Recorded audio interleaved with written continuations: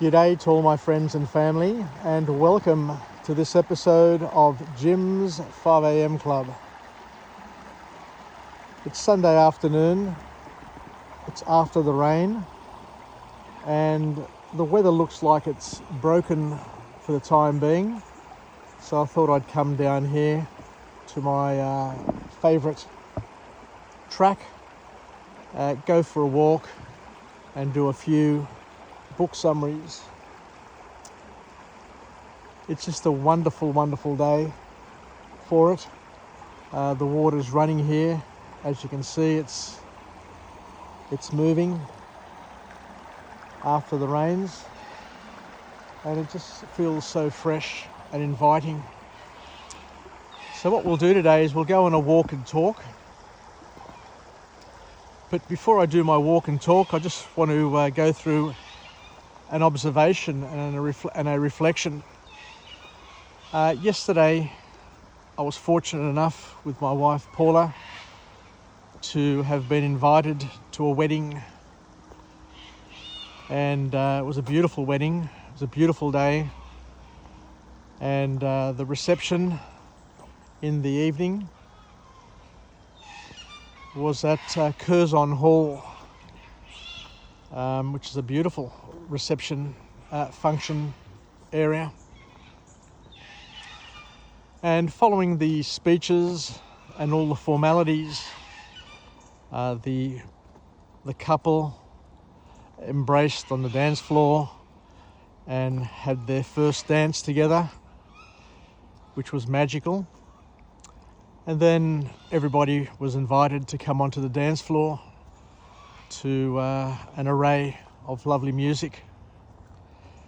And whilst I was sitting there at the table chatting away and building up the courage to get up and hit the dance floor, I saw a dog out of the corner of my eye on the dance floor, which was quite surprising given that it was a wedding. It was at an exclusive function centre, and somebody pointed out to me that one of the guests was in fact blind, and she had her partner dog with her. And I looked over and I saw the lady holding the dog, so I assumed that was the lady who had the sight challenges. And believe it or not, she was up there dancing, boogieing, with a smile on her face and just enjoying the moment with the dog by her legs, just moving around, and people surrounding her and talking to her and encouraging her. And I said to myself, how wonderful, how wonderful, how beautiful is that, to be able to engage and to celebrate with everybody else this momentous occasion without feeling in any way, shape or form bad about yourself. So that's all the encouragement that I needed to get up and dance. And it's a brilliant lesson, I guess, for each and every one of us, regardless of what your challenges are. And we all have challenges. Some people are shy, other people are worried that they don't move all that well, or they don't dance all that well. Others have physical sort of challenges, depending on your age and your motivation. But it just goes to show that regardless of what challenges you have, we are all invited to celebrate and make the most of our lives, as did the lady yesterday. Anyway, I won't say any more about that, but it was something which I found very inspiring, to say the least, and I thought it would be worthy to share that with each and every one of us, and something just to capture and document. Anyway, it looks pretty wet. The track looks pretty wet. So we'll see how far we can go. I'm wearing my work boots. Lucky I'm wearing my work boots and I'm not wearing my runners. Otherwise, my feet would be wet already. So we'll keep on going for as far as we can go. We'll see where it takes us. Anyway, the book summary that I want to go through today is entitled The Compound Effect by Darren Hardy. And this is a powerful book with a simple, profound, and very powerful concept. The concept of compounding, which most people don't seem to get. It's a concept which is tricky. We've all done maths at school, or should I say, the baby boomers all did maths at school. These days, people do maths up until a certain year at school, and then they can choose whether or not they want to continue maths or discontinue maths altogether. But this concept, this mind-blowing concept that can be used in all aspects of our lives, states that small choices can add up to big outcomes. It can add up to big positive outcomes, and likewise it can add up to big negative outcomes. So the law works both ways, depending on the changes that you make, the changes that you choose, the decisions that you engage throughout your life. When you do it over and over again consistently, it will add up exponentially to an outcome which will be generated at some future date. So the author goes on to say that big results don't come from talk. And I guess over the years, we've all been surrounded by the big talkers, the gunners. I'm going to do this, I'm going to do that, blah, blah, blah, blah, blah. But saying that you're going to do something and actually doing it, as we've learnt over a long period of time, are two completely different things. But where strength and power comes from is from clarity. So what the author is suggesting here and telling us in terms of a call to action is that big results don't come from talk, but they come from having clarity, plus taking small deliberate steps, taking action, taking purposeful action, deliberate action, and that needs to be done consistently over a period of time. And this is where the big learning is, that time is your friend. When it comes to compounding, the concept of compounding, time is your friend if you're making the right decisions, but also time can be your mortal enemy if you're making the wrong decisions. Now, if you're smoking a packet of cigarettes a day, every day, over 40 years, then realistically, it's not going to lead you to a healthy future, if you know what I mean. But it's something you need to understand, and this is all based on the theory of compounding. So the author goes on to say that actions done regularly and consistently lead to habits, and the habits done consistently change and develop character, and your character will eventually generate and deliver you to a destiny. It's a cause and effect. What you do as opposed to what you say will lead you somewhere, and it will lead you to where you want to go, or it may lead you to a place where you don't really want to be. So the choice is yours, the choice is ours, and it's basically expressing the old story, the hare and the tortoise story, whereas the hare was busy running here, running there, running everywhere, whereas the tortoise had its plan, knew exactly what it wanted to do, where it was going, and took its time, but it consistently moved in the one direction, towards its goal, towards its target.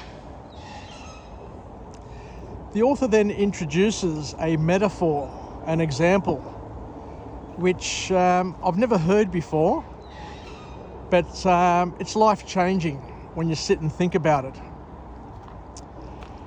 He poses a question. He says, what would you rather do? You've got a choice between two options. Option one is that you are given $3 million today in cash.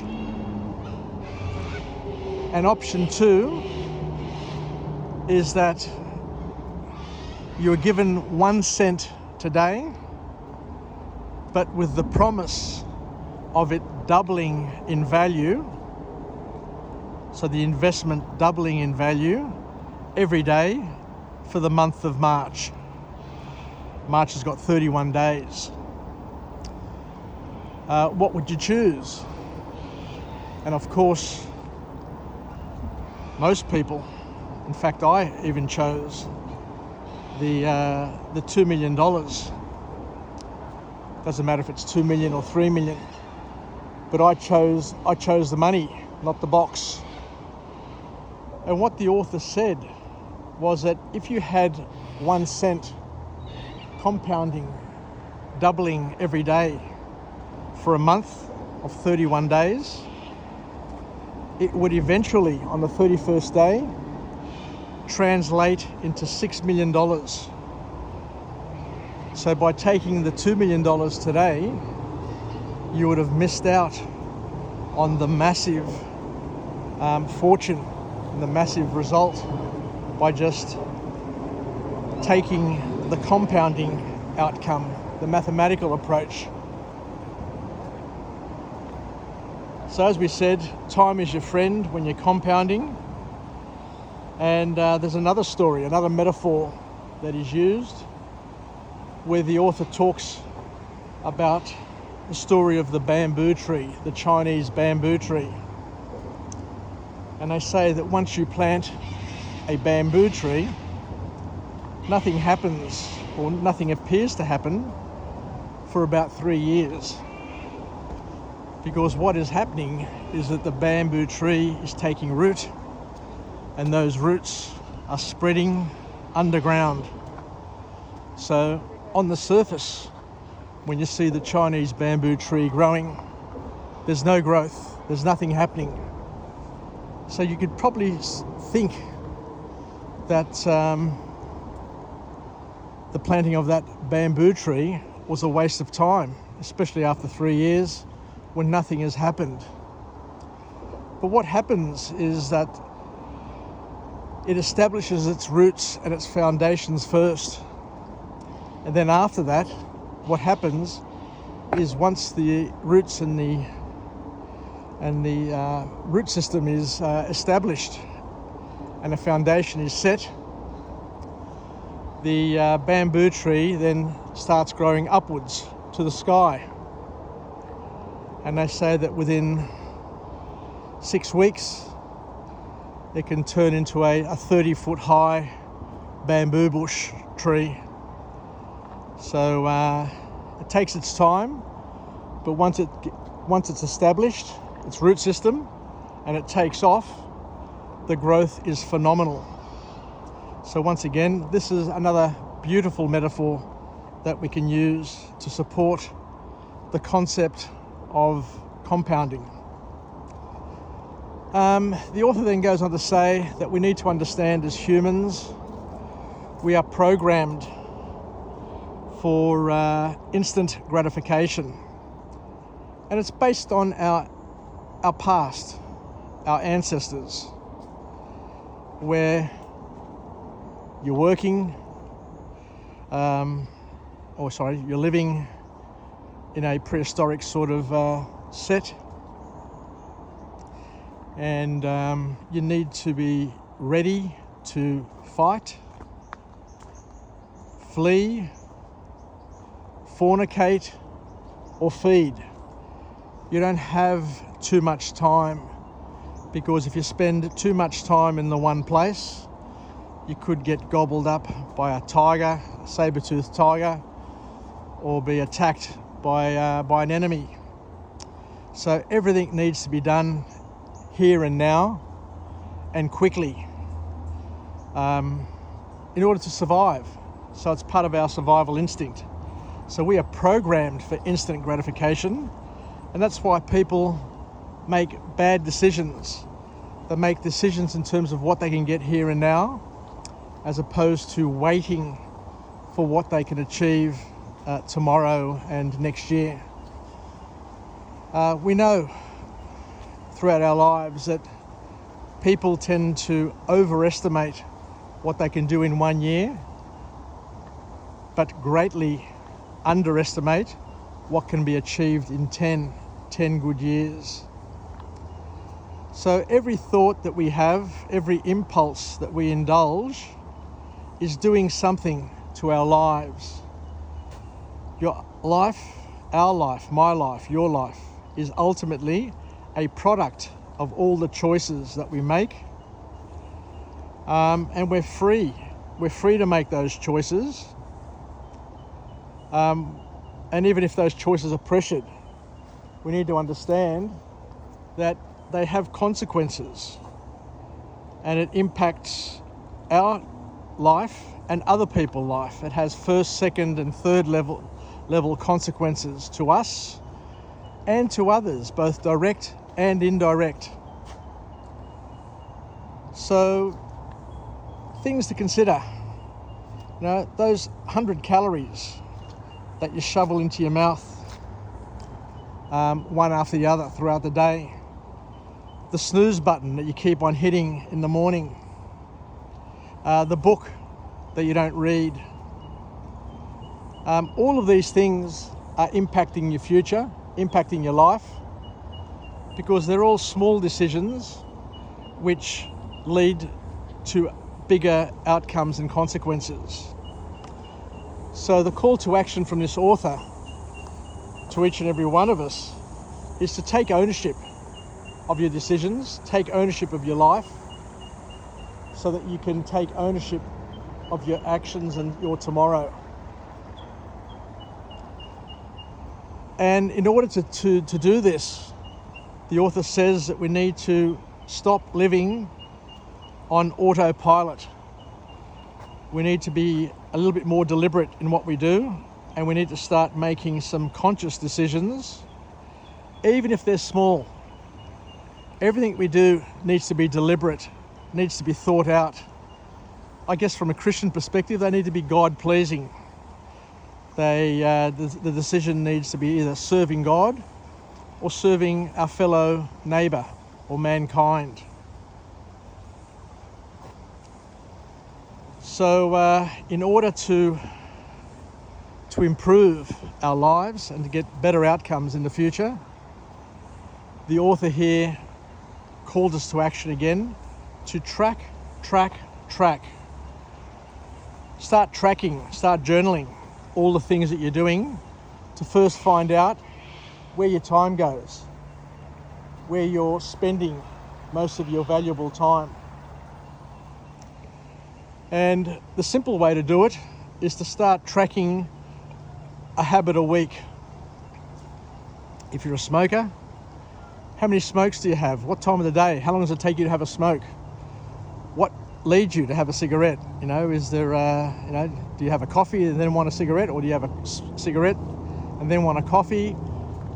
What are the triggers? So by tracking things, you're building yourself up a database to be able to try and understand the trends, or what's the cause and effect. I remember when I was at IBM as a young executive, the IBMers always used to say, if it can be measured, it can be managed. If it can't be measured, then it can't be managed. So being able to track something, journal it, review it, will allow you to take ownership of it.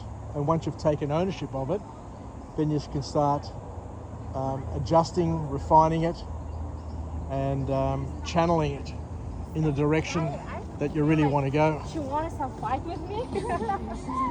So habits are actions that become involuntary.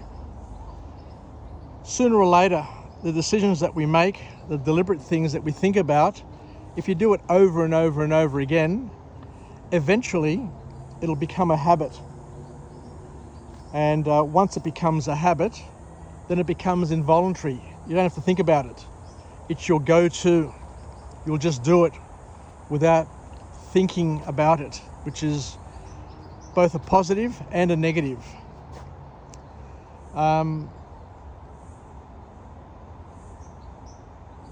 Because our autopilot or our habits grow stronger and stronger with each repetition.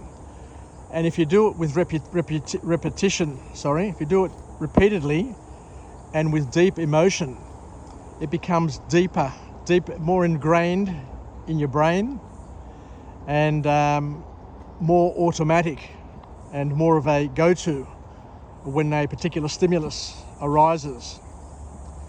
But that can be good and that can be bad. It can be good because you don't have to think about things. You just do them, as long as they're the right things. But if you've got a habit which is a bad habit, then what you're doing is you're doing things which are leading you down the wrong path and controlling you. So you don't want to be controlled by your bad habits.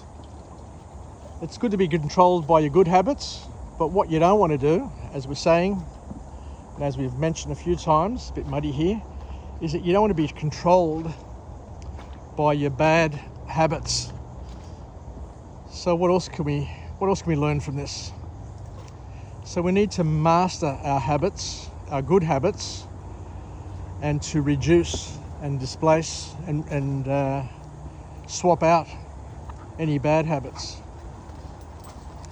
So consistency and persistency is the key. It's the momentum that you need to generate and develop, because each path that you go down will have a hump, just like this path here. We'll have obstacles, we'll have water across it, we'll have a river to cross. There are a whole stack of things that come in our way, but we need momentum in order to get over the hump. And the author here says that it's important, very, very important, to be able to control the start and end of your day. It's important to have certainty in your life, because our life is very, very uncertain. And that's why we're saying start your day with a routine, a positive routine, and end your day with a positive routine. So at least you're starting and ending your life, your daily life, in a certain way, because people crave certainty. And when we don't have certainty, when we don't have rituals and things that we look forward to and know the outcome of, that's when you start feeling anxious and nervous and uncomfortable. So the big call out, the big call to action from this author is to try and control the start and end of your day. Because that way, the author says, you build rhythm. And that rhythm is self-sustaining and self-regulating. The other thing the author talks to us about, which I love this message, is that we need to tailor the information that comes into our lives. We need to tailor the associations that we have with our environment and other people. And we need to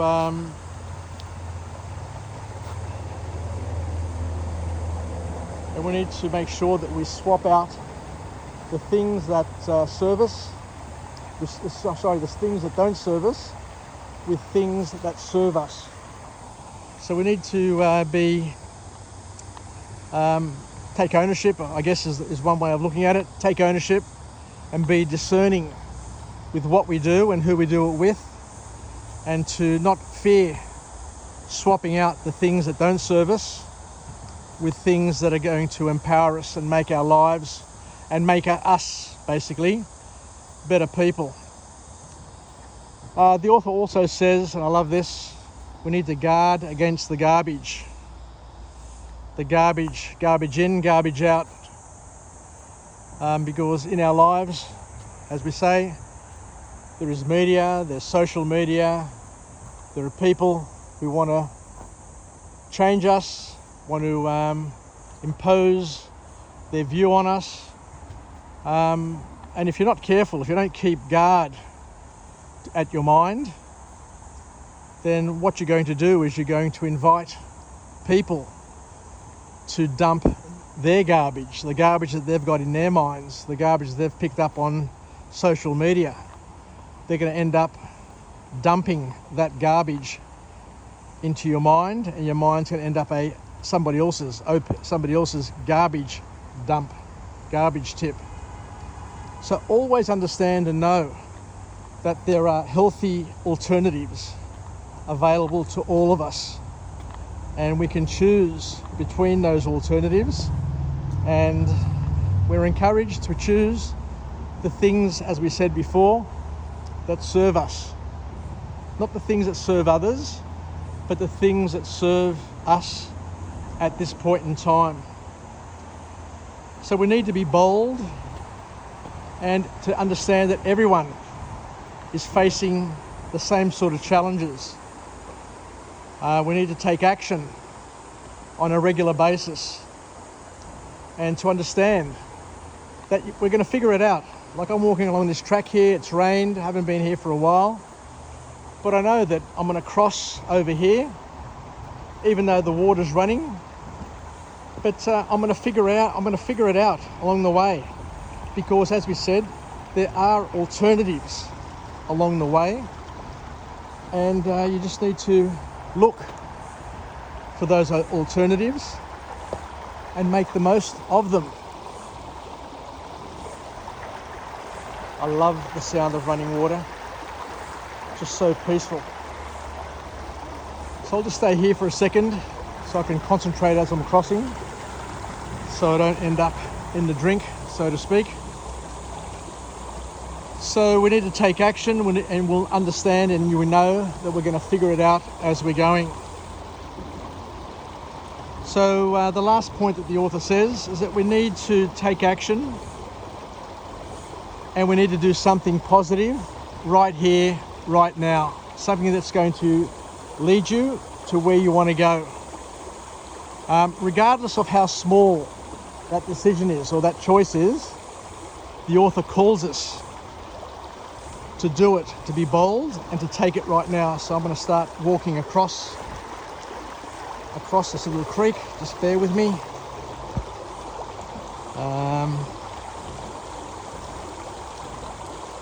I've got a bit of a jump here, so just bear with me. I just need to make sure that I do it properly. Here we go. So I'm across. So as we've learnt, and as we've said time and time again, sooner or later we'll figure it out. Don't fear the challenges of life. Just do what you have to do. Even small steps in the right direction, done consistently, will lead you closer to your outcome. And the more you walk along the path, the more you'll be able to see. The more you're able to see, the more options you'll be able to detect, to consider, to analyse. As long as you're not spending too much time analysing options, because action will lead you somewhere, and we need to be option oriented We need to be action oriented and an option thinker, because you take action and then you sit and revise and review. If it's not leading you closer to your goal, to your target, then you change your action. There's no problem. There's nothing wrong with it. So I'll just keep on walking up here. But I think I've come to the end of this book summary on compounding. So once again, remember that $2 million in the hand, or a cent doubling every day for the month of March or the month of May, 31 days, will eventually grow to $6 million. The power of compounding, according to Einstein, was